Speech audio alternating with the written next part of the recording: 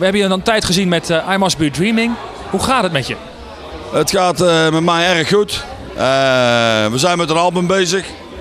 En ja, die was eerst gepland dat je in de zomer uit zou komen. Maar even de vakanties ertussendoor. We hebben er ook even nog zelf van genoten om even lekker gezellig weg te gaan.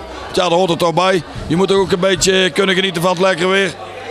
Maar we gaan nog de laatste dingetjes aan vastleggen. Een beetje reparatie zo eraan. En gaat je over binnen nu en een paar maanden moet je klaar zijn. Die komen 11 nummers op te staan. En welke genre moet het een beetje denken, Roger? Nou, ik denk een beetje Amerikaans getint. Er komen 5 liedjes op te staan, 5 covers.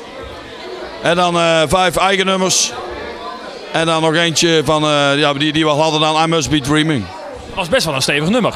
Ja, het was een lekker nummer. Heeft het heel goed gedaan. En ik moet eerlijk zeggen, in het noorden van het land is hij heel goed opgepikt. En dat is voor mij leuk natuurlijk dat ik toch een beetje ook de erkenning krijg in het noorden van het land. Ik heb nou al een paar keer de TV Oranje Tour gedaan. En ik heb toen in Steenwijk gezeten in Assen. En dan zit ik in september nog een keer in Bijlen.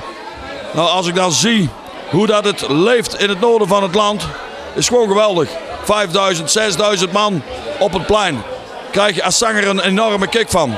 Als mensen je nou willen boeken, waar kunnen ze dan terecht? Dan kunnen ze gewoon even op de website rogervermeer.nl en dan kunnen ze alles vinden van mij. Dus kunnen ze gewoon boeken.